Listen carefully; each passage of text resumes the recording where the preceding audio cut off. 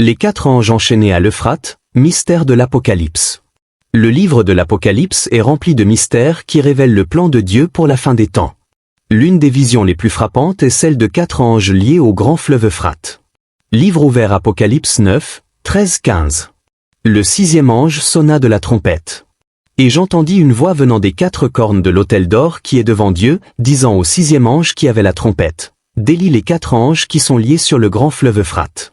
Et les 4 anges qui étaient prêts pour l'heure, le jour, le mois et l'année, furent déliés afin qu'ils tuent le tiers des hommes. Mais alors, pourquoi Dieu aurait-il enchaîné des anges? Pourquoi les délier à la fin des temps? Et surtout, que signifie cela pour nous aujourd'hui? Qui sont ces 4 anges? Pas des anges saints. Les anges saints ne sont jamais enchaînés. Ils obéissent toujours à Dieu. Donc ces 4 anges ne peuvent pas être des messagers saints. Des anges déchus. La Bible parle d'anges rebelles qui ont péché contre Dieu. Jude dit, les anges qui n'ont pas gardé leur dignité, il les a réservés dans des chaînes éternelles, sous les ténèbres.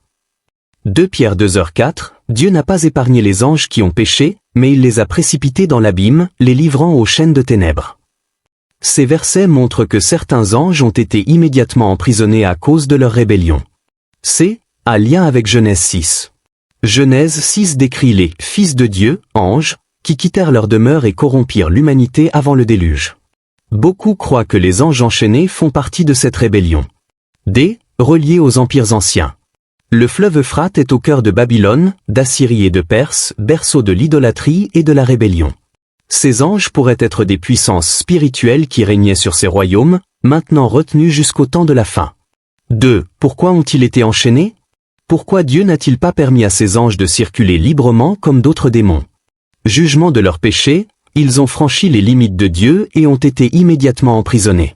Empêcher une destruction prématurée. Apocalypse 9 dit qu'à leur libération, ils tueront un tiers de l'humanité.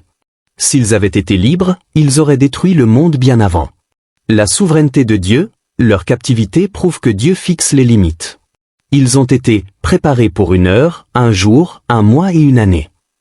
Leur libération ne se fera qu'au moment fixé par Dieu. Pourquoi l'Euphrate? L'Euphrate n'est pas seulement un fleuve géographique, il est prophétique. Genèse 2h14, il coulait depuis le jardin d'Éden. Genèse 15h18, il marquait la frontière de l'alliance de Dieu avec Abraham. Dans l'histoire, il fut le lieu de Babylone, d'Assyrie et de Perse, ennemis d'Israël. Apocalypse 16h12, il sera asséché pour préparer la voie au roi de l'Orient à la bataille d'Armageddon. Index revers pointant vers la droite blanc, ce fleuve représente la frontière entre le plan de Dieu et la rébellion humaine. Voilà pourquoi ces anges sont enchaînés là.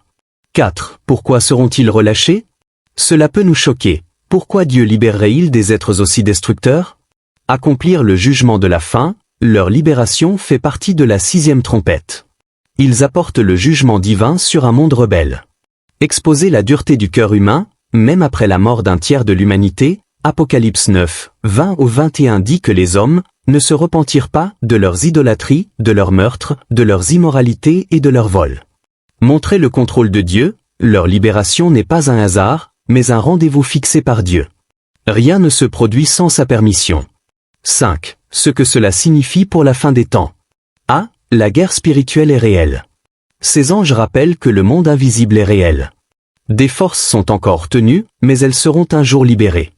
Livre ouvert Éphésiens 6h12, nous n'avons pas à lutter contre la chair et le sang, mais contre les principautés, les pouvoirs, les dominations.